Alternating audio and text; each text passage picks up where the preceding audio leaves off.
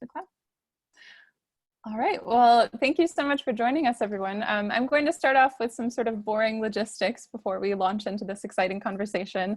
As you read in the email, we're going to keep our microphones off for the duration of the event. That'll allow the focus to stay on Elaine and avoid any extraneous background noise, so thank you for doing that. And yes, please keep your cameras on if you would like, because we can see many of your smiling faces and it provides a nice sense of community. So the conversation today will be about 45 minutes. Elaine and I will do an informal interview, and then after that we'll have some time to take questions, and I'll invite you when the time comes to submit your questions via the chat feature below. So let's say at about 5:50 or so we can begin with that, and I'll definitely let you know when to start asking questions, and I will then read the questions myself so that the conversation can again stay focused. So I think that's it. Again, thank you for bearing with us as the library makes a digital transition. This is sort of a very exciting, pioneering time, as Elaine has said. It's also got its own unique challenges, so we'll just see how this goes. And thank you for your patience if we encounter any digital technical difficulties, which I don't anticipate too much. So just to reintroduce the library for those of you who aren't familiar, this event is of course brought to you by the American Library in Paris, which is an institution that is 100 years old this year. So we're celebrating our centennial, although we're confined, and this is the type of special event that we had hoped to be able to meet and celebrate together, but here we are just trekking on despite that. So the American Library is an independent nonprofit, meaning we don't receive any financial assistance from the French government or the US government. We rely heavily on donors. And as I had invited you already in the email to do, if you're interested in donating, you can do so at any time by visiting the donate page that I provided. So thank you. I should also introduce myself. I'm Catherine Olien. I'm the Programs Manager at the library. I've been there for about 2 years now. I'm hosting evenings with an author events, as well as writing workshops and things like that. And we're actually continuing those workshops in the confinement period as well. So we've hosted 2 so far, and you can just stay tuned on eLibris, on Facebook, on our homepage to continue to learn more about those. The writing workshops will be limited to members, but they're free during this time. And the evenings with an author, such as tonight's event, will be free and open to the public. So there'll just be a sign-in that's required as we're moving to virtual events, but beyond that, you're always very welcome to join. So let me introduce Elaine Sciolino, who is our first guest on our virtual Evenings with an Author series. We've just had the pleasure of hosting Elaine in January to speak about her newest book, The Seine, The River That Made Paris, and she gave us a wonderful event, very lively. There were prizes for the audience. It was a lot of fun. Those of you who were there will definitely remember that. So that book came out this year, well, actually last year, I think at the end of last year, 2019, and will be out in paperback this fall. So that's an exciting development I'm sure we'll hear more about. Elaine is also the author of The Only Street in Paris, Life on the Rue de Martyrs, which came out in 2015 and was a New York Times bestseller. Just got to admit a couple more people to the room doing a lot at once. That's fine. So Elaine is also the former bureau chief for the New York Times for Paris and remains a contributing writer for the New York Times. Among her other books and honors include La Séduction, How the French Play the Game of Life, which was out in 2011. And she was also decorated a Chevalier of the Légion d'honneur in 2010. And, here's where we would normally say, welcome Elaine Sciolino, and clap. So maybe we can just all give her a round of applause. That's wonderful, thank you.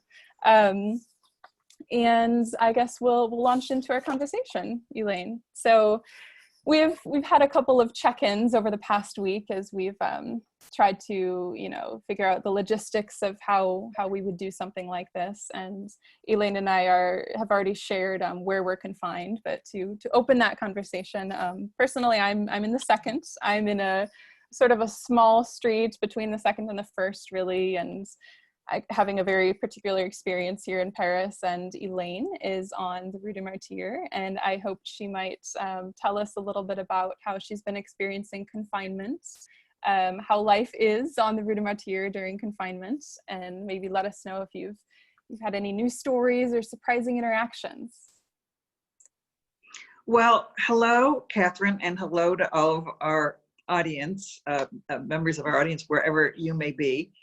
First, I have to say this is really fun to be the pioneer. I love being the pioneer. I love, as a journalist, you love being the first one to the story. So for me, it's a real honor and pleasure to be part of the American Library in Paris as it launches this whole new initiative.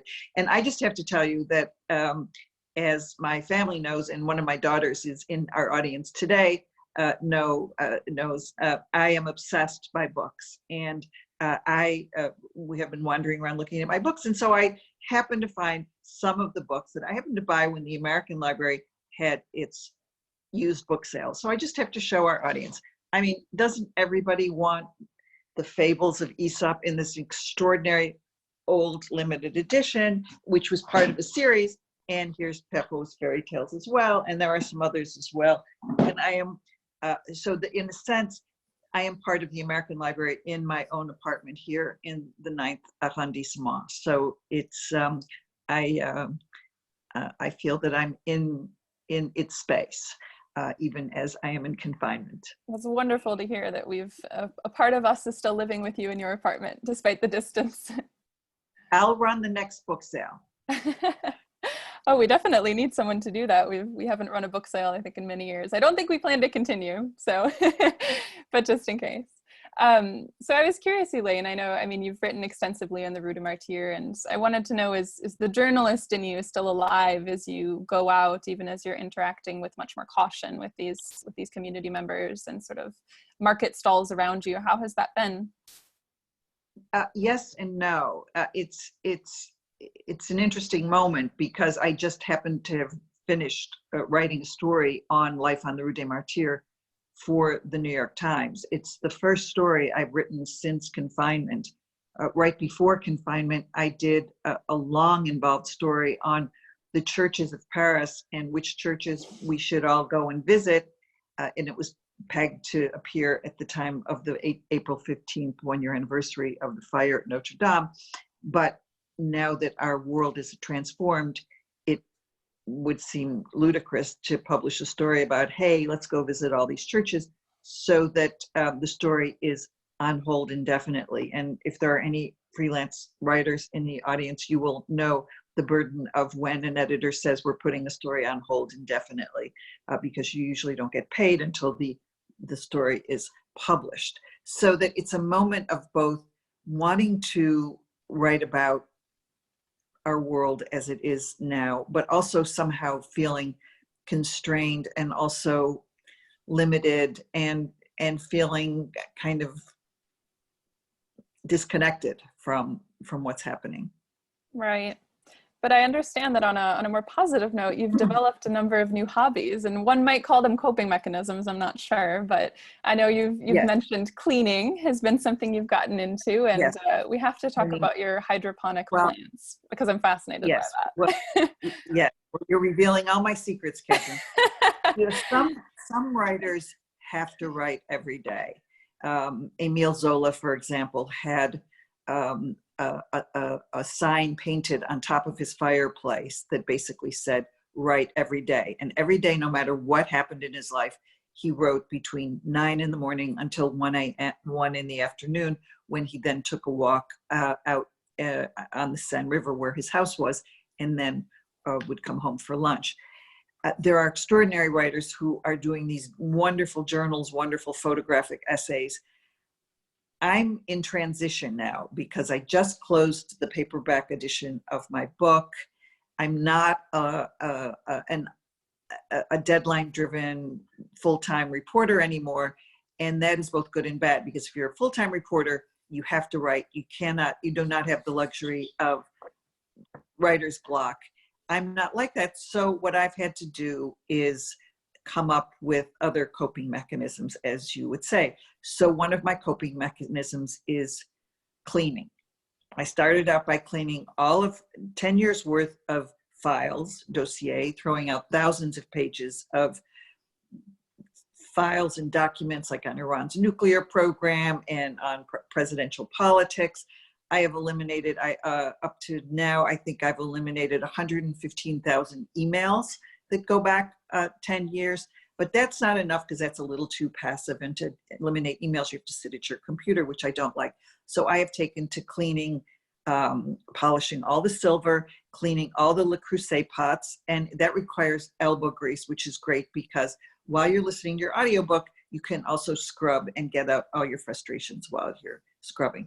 But however, you talked a little bit about my plants, and yes, I have developed what I've called the Am I Going Crazy side of my life, because I remember that my grandmother, one of my grandmothers, put scallions in water and grew scallion greens. So what I did is I took an old absinthe glass and I put scallions in it, and I hope you can you see it? Can you see my scallions? Yeah, and we do. They are, you see they've rooted really well and they grow. And so I have it on the kitchen table, and I can clip the scallions and put it in my salad.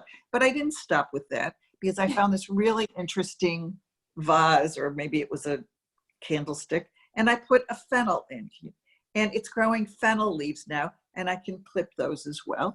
And then on Easter Sunday, I was making a leg of lamb with turnips, and the turnips were so pretty, such pretty color. I put one in, and now we have turnip in the beanstalk growing. And yesterday I started carrots in an old Baccarat champagne glass. So I think this is quite wonderful. And I think, wouldn't Architectural Digest be interested in a wonderful story about all of my crystal glasses with various plants? My husband is tolerating it, although they're starting to take over the kitchen table, and we may have to move things to another room. So the kitchen I'm is doing something else too. This tell us. This tells you something about the neighborhood. The people in my building, you know, many of you who live in Paris, and especially in France, but especially in Paris, know that sometimes it can be hard to get to know your neighbors. Well, in my building, if you can believe it, all of the neighbors set up a joint WhatsApp. And so every day people check in, and if somebody needs groceries, someone who's going out and doing shopping will buy the groceries. If someone else, you know, the other day, we had this lively, quite fat mouse running around the apartment, and we couldn't get mousetraps because the hardware store was closed. And I sent out an all points bulletin, does anybody have mousetraps? And one of my neighbors lent me 4 mousetraps. Then my mouse disappeared, and she had 2 in her apartment, so I had to give her two back. But you know, it underscores the sharing. This neighbor also, by the way, started an exercise class in our courtyard. I live in a building that was built in 1837, and we have one of those very beautiful old-fashioned cobblestone courtyard. And every day, 4 of the people who live in the building, including our Portuguese-born concierge, goes out into the garden into the courtyard at 5 o'clock, and we exercise for 90 minutes. And this is really quite cool, no? So do you do this from your balcony, or do you socially distance in the courtyard, sort of make a little circle around? We're blessed with a large enough courtyard. You know, Right. It used to be a very big courtyard where the horses and carriages would come through. And so we can socially distance a good 2 meters, 6 feet away from each other, and be fine. Oh, that's fantastic. Yeah, it sounds like you have sort of discovered a whole series of new identities: the collector, the gardener, the exerciser, in addition to the writer. It also takes your mind off the fact that you just don't feel like writing very much, right. Which is you know, it's a way to recharge your batteries, but it's also it can be anxiety provoking if you think about, am I ever going to write again? But I've done writing for long enough. I think those muscles will come back. Absolutely. Yeah, that's really encouraging. And, you know, and we had spoken yesterday, I think you mentioned that you were starting to limit some of your news intake. Of course, you know, as a journalist, your sort of instinct is to read everything all the time and just gather information. But we get a bit oversaturated in this moment as we have so much free time and so much coming at us. And I wondered if you had some advice for any readers or writers or people who are trying to continue some sort of habit and practice like that, who would be in our group today. What would you say for them? Well, I'm still a believer in the printed word, and I love print newspapers. And so every day I have the print newspapers of Le Monde, the Financial Times, and Figaro delivered to our apartment, and they're still being delivered now. And I hate Le Parisien online, although I love Parisien. And one of the book sellers, the newspaper sellers, is still open on the Rue des Martyrs and selling the paper every day. And that's wonderful because you can actually sit with your coffee or tea, read the newspaper, and then limit your exposure to the news. Otherwise, what was happening to me sitting at my laptop is that I was obsessively checking in on all the different sites every couple of hours. I even started looking into Fox News and Google News English, the BBC, and of course the New York Times and the Washington Post. And you really need to. It does become a drug, and you really need to detach. But I share your, kind of the temptation to tune into many sources, because I think one of the things that's been interesting about this whole, pandemic, if we can call such a tragedy interesting, I don't mean to be insensitive, but one of the things that keeps our attention is the way it's affecting different geographic locations in different time, and how governments are responding so differently, right? So you just feel as though you can exercise some control by knowing what's happening in Germany, knowing what's happening in the States, but ultimately we also have to find our sort of inner peace and just remember where we are and focus on more local things, such as just the Rue de Martyr. And that's about the extent of what you can control, is your own life. Yes, or discover the books that you have in your library too. Yeah. Yeah, speaking of, again, back to the theme of books, you had shown me that you had an extensive collection sort of harvested from the book giveaway at the Rue de Martyr. So did you want to tell us a bit about sort of that initiative and how you found yourself collecting different French titles, and maybe if you've dipped into any of them in confinement? Well, I don't know if other members of the library feel this way, but if you live in Paris, a lot of us moved here and we didn't bring our books. We moved here for a limited amount of time. I have thousands of books in storage someplace in New Jersey, and I haven't even seen them since they moved to New Jersey from Delaware. I came to Paris with only my books on the Middle East and on France, because I thought those were the ones I really needed for my work. And of course, some of my two daughters' books when they were living with us. So over the last 18 years living here, I have created my own library. Now, why? Because you can lose yourself in your books. It's really quite wonderful. There's nothing that gives me more pleasure than sitting on the couch, looking at a beautiful book with beautiful illustrations and saying, wow, I have this book. They're wonderful decoration. I know that modern apartments aren't supposed to have any books in them because they're considered clutter, but all that declutter kind of concept. But I love being surrounded and cluttered by books. You can't see it on your screen, but right behind me, I have 2 coffee tables made out of stacks of books. Also, books make me feel smart. If I'm surrounded by a gazillion books that are in French, even if I can't read every single word of every single one of them, it makes me feel that I really am smart. And then finally, they make me feel like home and that I belong. You feel rooted in a place like Paris, even if you're an American, if you have lots of books. So let's look at a couple of books. Here I have the complete works of Bernard de Saint-Pierre that I found in one of those cupboards. My goodness. Well, I'm using my phone. It happens. Well, this is real life, real life and truth. You're perfect again. Everything looks good. Am I okay? Yeah. Yeah. One of the Passage, the covered Passage in the 9th arrondissement, is this wonderful old bookseller. And I found his complete works. And he was the guy who created a whole fiction about the goddess of the Seine, Sequana. And there I finally found his complete work. So how could I resist? These 2 huge volumes, illustrated, 20 euros. You can't even buy lunch in the Passage for 20 euros. No, you can't. And then what else do we have? Okay, let's see what I've got here. So I found on my bookshelves today, just for you, Catherine, doesn't everybody need James Bond's, the food of the James Bond movies? Don't we? And then a whole book on the beret, Oh. and then in my Middle Eastern section, I found Bedouins of the Sinai. So, I could spend years traveling the world through my books. And you mentioned how I find books on the Rue des Martyrs.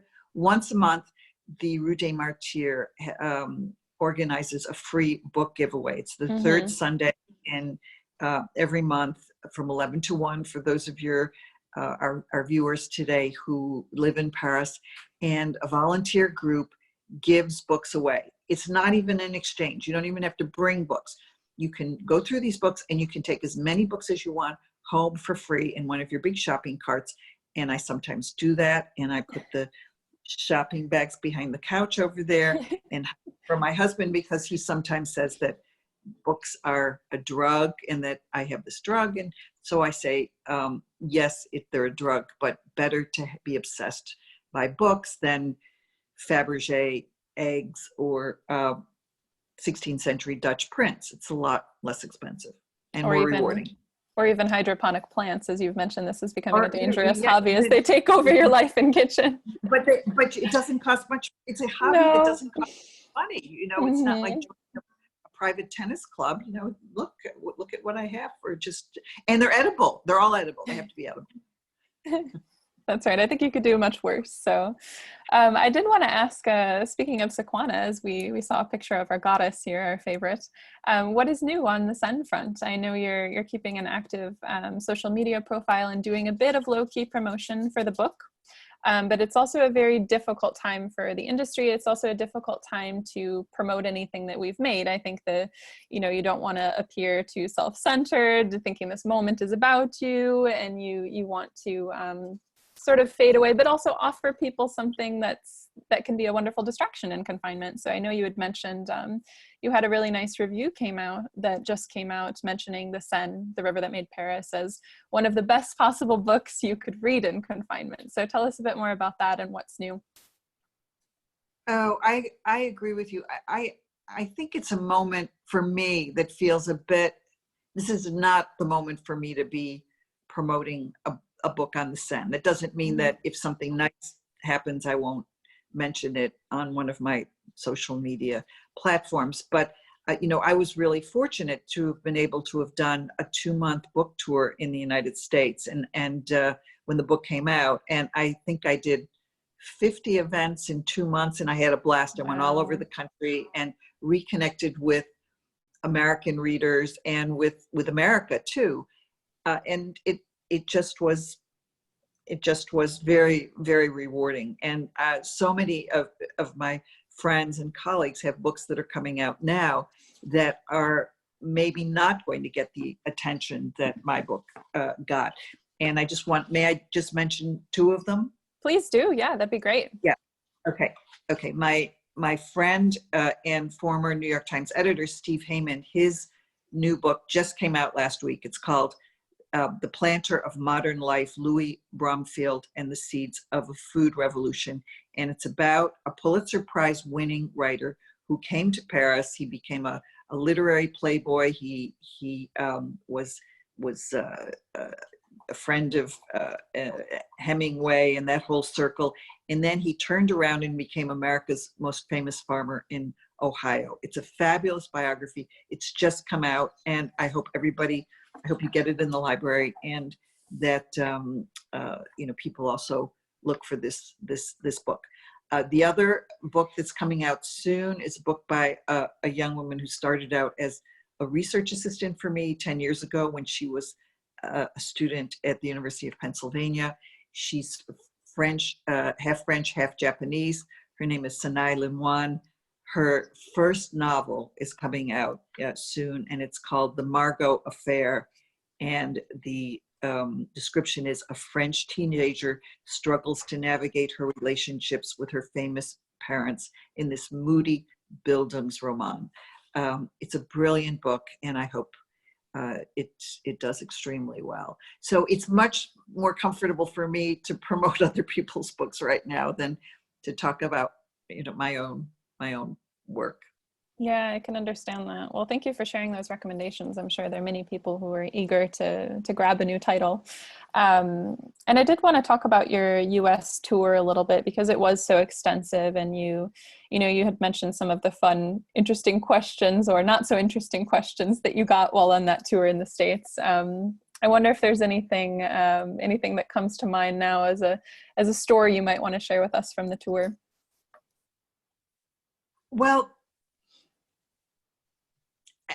yes, I became obsessed by the goddess Sequana when I was writing the book. It is the goddess who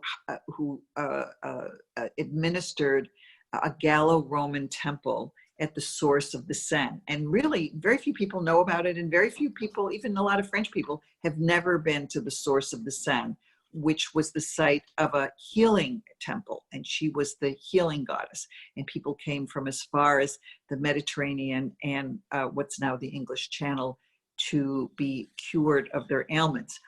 And there's a very beautiful statue of Sequana in the Antique Museum in Dijon.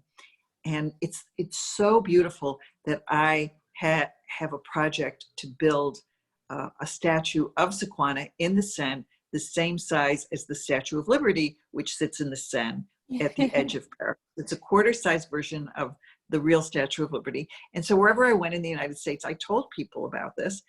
And at one place in the Berkshires, a woman came up to me afterwards and she said, "I don't have much money." And I'm thinking, oh my gosh, she can't afford to buy my book. And I'm signing books. And I said, well, maybe you could find my book in your library. And she said, no, I'm not talking about your book.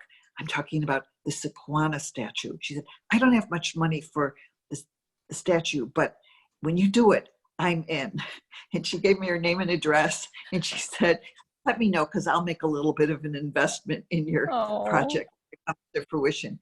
And that happened a couple other times. One guy came up to me at the end of a talk and he handed me a $10 bill and he said, here, put it in your Sequana pot.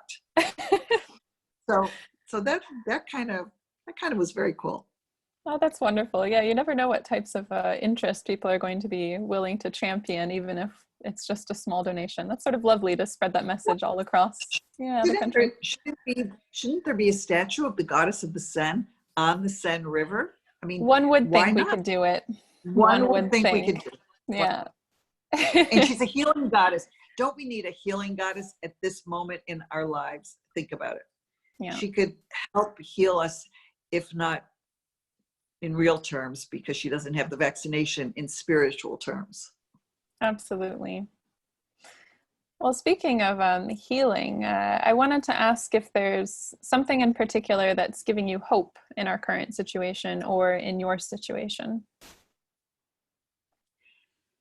What I can only speak from my own experience, which is very limited since we're confined here. But what's happened in my neighborhood is that the spirit of the neighborhood and the spirit of the Rue des Martyrs lives on. Many of the viewers today may know the Rue des Martyrs in the 9th arrondissement. I call it, and I called it in my book, the only street in Paris. And I wrote a whole book just about one street. It's only half a mile long. It starts in the 9th arrondissement and goes through into the 18th arrondissement up to the base of Montmartre. It's named after Saint-Denis, who was beheaded on the Rue des Martyrs in the 3rd century. And it's a magical street because the bottom part of it is zoned artisanal, or for artisans. And that means that there is a concentration of small family-owned or individually owned food stores. So that even today, even during confinement, the spirit of partage or sharing exists on the base of the street, so that these merchants have shown up every day for work. They've opened their stores and they are continuing to get their raw materials, to take pride in their raw materials, and to present their raw materials and sell the raw materials to customers. So that in a two block stretch on the Rue des Martyrs, I can go to 2 cheese mongers, the fish store, the butcher, 5 greengrocers, 2 of them organic, an Italian épicerie, a Greek épicerie, the liquor store. I mean, of course, there's a supermarket as well, 4 bakeries. I mean, how can you not love a street when you can go out and celebrate food, but also celebrate the relationships that you have with people on one street? Absolutely. Well, that's wonderful. It sounds like you're making the most of really tough circumstances and also looking to the sort of spirit of partage that you mentioned and community and getting a lot of positivity from that, which is all a lot of us can do right now. Yeah. I was also going to ask, just in the keeping to the theme of the face of Paris and how the face of Paris has changed and still will change, is there anything that you think will how will COVID or the confinement have a lasting impact on the city? We don't know yet, because we don't know whether people will go back to the patterns of the past. What we do know is that right now, Paris is a much cleaner city than it was just 6 weeks ago. I mean, for the first time since I've lived in this neighborhood, I can hear birds in the courtyard other than crows. I mean, this is extraordinary. Somehow the birds seem to feel that in the absence of motorcycles going up and down the street, that they feel comfortable and at home. I'm told, although I haven't seen it firsthand, I'm told by a friend of mine that on the Seine River, in some parts in Paris, you can actually see straight to the bottom.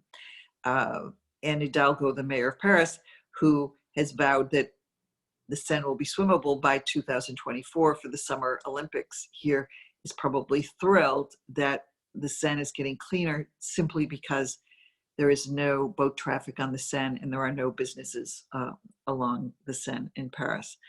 Will it last? I don't know. You know, we see anecdotal evidence that there will be a lot more people riding bikes and not taking the metro or buses. But hopefully, if that happens, more people will also be wearing helmets and watching out for pedestrians, because once I got run over by a bicyclist on my street. So we're in a moment of transition and hopefully some good will come out of this crisis. Yeah, I share that sentiment. So where will we find? Catherine, are you seeing anything in your neighborhood that's? Well, so this is sort of a very small detail, but there's a family of ducks that managed to. It seems like they were living in the Luxembourg Gardens, or sorry, the Tuileries. So they were living just over near the Louvre, which is pretty close to me. And they've migrated. They crossed Rue de Rivoli, which is an incredibly busy street normally. And now I walk my dog there every day, and there's very, very few cars, very few bikes. So this family of ducks has crossed, and now they're living in a fountain just outside the Comédie Française. And they've been on the news, and I'm sort of thinking, wow, these ducks are historic and they're newsworthy, and I'm just saying hi to them every day, and it feels very silly. But so I have noticed a little bit more wildlife, and in terms of the cleanliness, maybe the Seine is a bit cleaner, but I think our streets are suffering a bit in my neighborhood without the essential workers. So I can't say that that's been my experience in my quartier, but that's all right. And then I'm just getting to know all of the dogs of my neighborhood. I sort of have this weird obsession with the dogs of Paris, and I organize dog meetups and all of that. So I knew quite a few, but I think I'm learning all of their names now, all of the owners' names, and as we sort of meet when we are running our dogs around the grass at the Tuileries. So that's been nice. It does seem like the animals are reclaiming something. So that's been my experience. Yeah. And I wanted to ask where we can find you next. I know you said you had just started to write a little bit more. The project for the New York Times on the churches of Paris, that will have to wait. But I know that you're working on other stories, other collaborations. So maybe tell us a bit about what you're currently, what's turning in your mind and through your fingertips, and where we might read you next. Well, it's interesting you asked, because before I answer that question, I have to tell you that thinking about our event today has made me start thinking about what I could be doing other than sitting behind my computer writing. Mm. And I suddenly got the idea of, since it's the American Library, of doing some readings of American writers in Paris. I think it would be really fun. So today, for example, I went looking through some of my books, and I found Art Buchwald, who lived for many years in Paris. And,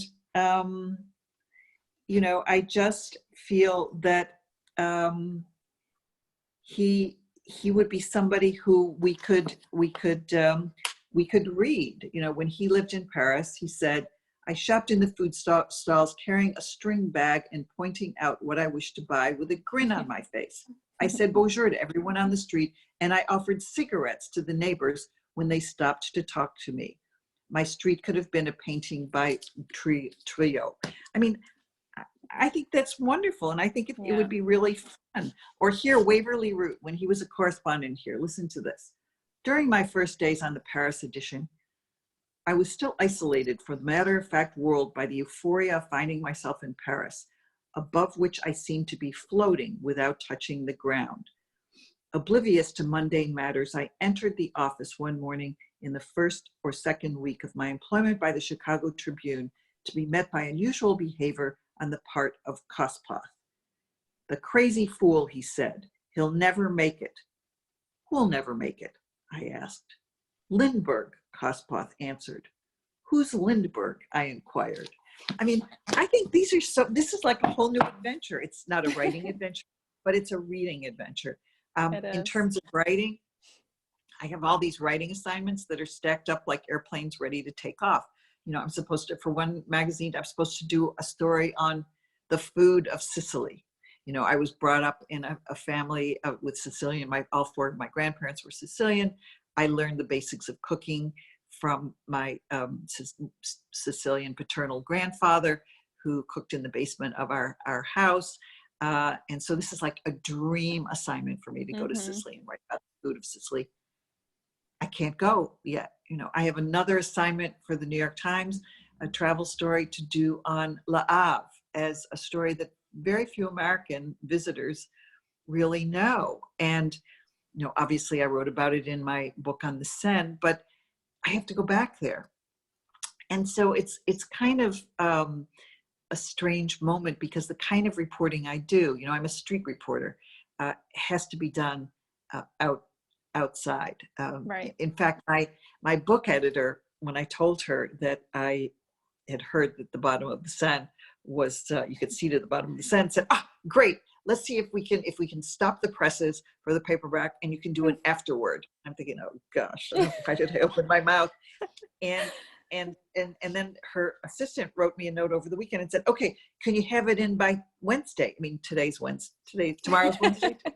Tomorrow's Wednesday, yes. Tomorrow's Wednesday. And I thought, okay, shoot, what I'd have to do is break the rule, go sneak out more than a kilometer away from home, right? Some weird permission from, the Ministry of Interior or whatever, with a letter saying you have permission to go all the way to the Seine. And then, what if the Seine isn't clean? And then I'd have to interview a dozen people, and it just couldn't be done in that time. And so it's, I never say no to editors, but I had to say, just can't do this, not by Wednesday. Right. These but are not ideal circumstances. Not ideal circumstances, but eventually I am thinking about the next book, and that will get more attention after I finish polishing all the silver and scrubbing all the Le Creuset. Priorities, I totally understand. Well, yeah. I just have to say too that your readings were wonderful. Thank you, and you have tapped into something that the American Library is also tapping into right now. And we have a project that's spearheaded by our director, Audrey Chapuis. It's called At Home with the American Library, and what we're doing is gathering a community of readers to read a favorite passage. It's sort of a really cozy thing. So you record a video of yourself reading a passage of an author who's somehow connected to Paris, connected to the library even, and we're going to be compiling those and sharing those as part of our centennial celebration. So you're way ahead of the curve here, thinking of that. We're hoping to want to do be part of the team. Fantastic. Yeah, I think we're planning a launch pretty soon here. We're just gathering submissions and sort of letting the word spread to different corners of the world with people who want to contribute. But I love that sentiment, and I think that we'll definitely, people should stay tuned to hear more about that. So before we move into questions, I wanted to give you a chance to, touch on any other themes or any last points. Well, I would tell any of your viewers or members who want to improve their French to listen to Proust online. The reason is, first, you can pretend you're smart, because anytime you go to a fancy dinner party anywhere in Paris, Proust always comes up, so you can know a little bit about Proust. Inevitably. Second, your French doesn't have to be perfect, because no matter how long you listen to Proust, you're going to fall asleep for part of it, and it will lull you, and you will still be in the same story 15 minutes ahead. And, you may pick up a few words of French, and it really is, Audible has a very relaxing recording of all 7 volumes of Proust's major work. Do you know how many hours that would take to get through offhand, or? I think it's probably about 300, something like that. Maybe. Well, we've got the time until May 11th for those of us confined here in France. We have, but again, it's really great to have it on in the background while you're scrubbing the bathroom floor. Yes. Absolutely. Ironing the shirt. Something high and something low at the same time, just getting through it. Something high, and again, it's something while you're doing something really grungy and saying, I can't believe at this stage of my life, I am cleaning out the vegetable bin of the refrigerator that should have been cleaned out 3 weeks before. You're also listening to Proust. So it's kind of cool. There you go. Well, thank you so much for this conversation, Elaine. I will move to audience questions then. It looks like I've already got a couple in the chat. Some of these might be comments, but I'll go ahead and read them for you because I know they're not popping up on your screen. And I will get my glasses to do that. I was avoiding wearing them because I've got this strange glare, but we'll just have to work with that. Okay, so the first one I think we've already sort of gotten to. It was... okay, yeah. Is there any chance Elaine is writing an update of the Seine book, basically based on the lockdown? So you've already provided us with that answer. So we shouldn't look out for an epilogue, a new epilogue in the paperback version, probably.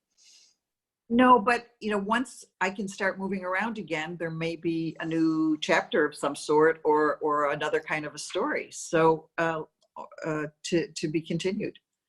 Fantastic. And yes, if I wasn't clear, by the way, please do submit your questions right now. This would be the time to type in the chat box, and I can read them aloud. We've got some nice messages, some hellos. Oh, this is so lovely. So Matthew wants to know, has Elaine always lived with her same neighbors on the Rue de Martyrs? Are those living around you a blend of French and expats? So that may be a question for your building or for the road. How is that? I've lived here with my husband for 10 years. But before that, when we first moved to Paris in 2002, we lived in the 7th arrondissement in a chicer neighborhood near the Bon Marché department store, for those who know Paris. And with our two daughters who were at school at the American School of Paris. And in that neighborhood, there are a lot more expats. In our building here, we are the only non-French people. And most of the people who live in the neighborhood have lived here for decades. They bought apartments in this neighborhood when it was really grungy and run down, and there were more prostitutes on the street than there were pedestrians. It was a time when you had horse butchers and tripe butchers on the street, not fancy one product shops that sell just madeleine pastries or confiture or jams. So that and there really is a change kind of mood and ambiance in this neighborhood, even though it's become very gentrified. Great, thank you. And I have a I question just saw a question from my daughter pop up on my, from Gabriella, pop up on my. Yeah, I've got that one too. Should we move to Gabriella's question? So she wants to know if there are other books on tape that you might recommend, any audiobooks or books on tape. Oh, Gabriella, I have to tell you, I've been listening to books in French. Do you want to read books in French? Camus. I listened to Camus. I listened to L'Étranger again, and La Peste, and alas, I have to say, I think they'd be very good character building for you, Gabriella, to listen to them on tape, but I don't think they would completely carry you away these days. Oh, I've got a good book. I've got a good book.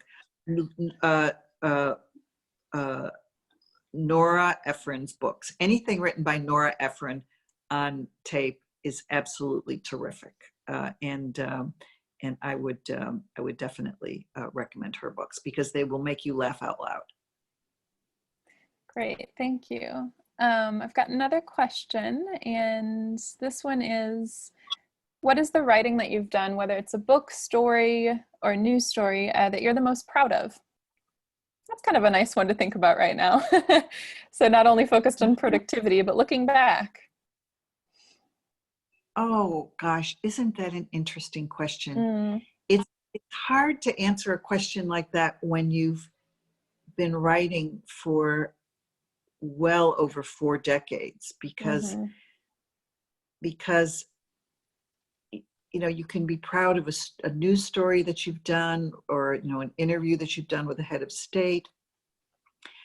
I think of all the books and works that I've ever done, the one that I'm the most proud of in terms of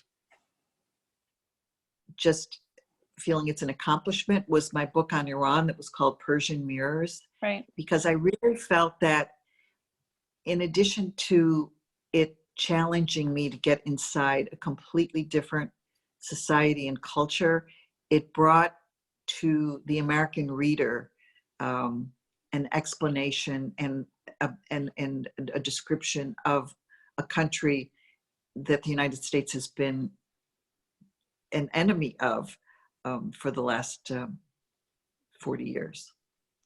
And so I'm most proud, in terms of a legacy, I think I'm most proud of that book.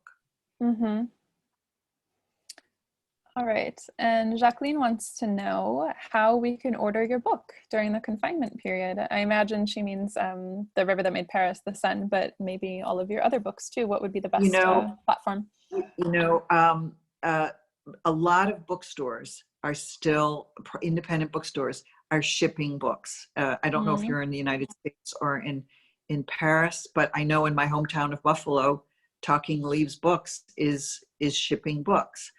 You can always get books on any of the online sites like Barnes and Noble, or of course, you know, Amazon, Book Depository, I think it's called. But I would start by checking, you know, your independent bookstore in your hometown or your neighborhood. Yeah, she is asking from Paris specifically also. So she's in Paris here. I think that some of the independent English language bookstores in Paris might actually be able to ship a book to you. The Red Wheelbarrow, check the Red Wheelbarrow, for example. Yeah.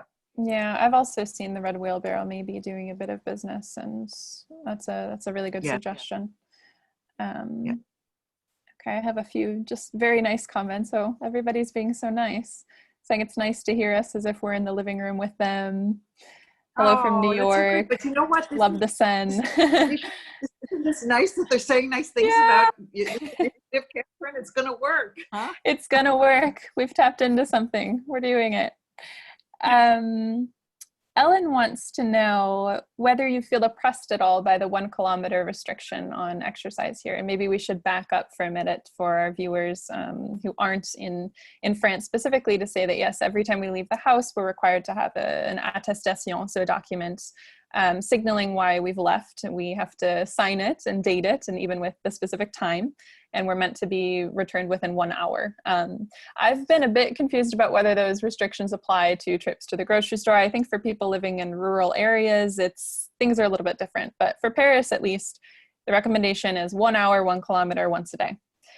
So back to you, Elaine. Has this felt oppressive or restrictive to you? The questioner used the word depressed. I don't get depressed in my neighborhood because I love my neighborhood. I mean, I can walk out my door and I can run around the Place Saint-Georges at the corner 10 times, and it just makes me feel good because it's a pretty place. I mean, that's the great thing about living in Paris. If I walk from my apartment to the top of the Rue des Martyrs in Montmartre, it's 1 kilometer. So I can walk up and back. In fact, I made my husband the other day walk up and back with me early in the morning, just so that we could take that walk. No, what gets me down is when I read too much of the news, because we're so surrounded. Look, in France, you've had, we've hit 20,000 deaths now. That's really hard to listen to. And so what we need to do is spend time embracing and managing the news, figuring out what's going on, and then turn it off and then do something positive. Right. Yeah, I think you're absolutely right. Like go out on the Rue des Martyrs and get a fresh baguette that's still warm. I mean, how can you be totally different when and you can get the fancy one with the grains in it for €1.30, and you can have a fresh loaf of bread that's still hot. Put some olive oil on it, and and everything is solved. Yeah. Well, for that moment, yeah. For 5 minutes, it's okay. Personally, you find your peace, you find your ability to stay strong. I really like this question. It's from Karen. So is everyone on the Rue des Martyrs clapping at 8 p.m.? People are clapping at 8 p.m. Every night, no matter where I am in the apartment, I can look out the windows and I can see and hear people clapping. It's quite wonderful. Even people on the street, if they're on the street at 8, they'll stop and they'll clap. Is that happening in your neighborhood too, Catherine? It is. It's not as sort of residential here. There are a lot of businesses and a lot of people who I think are, doing Airbnb with their apartments. So we have very few people who have stayed.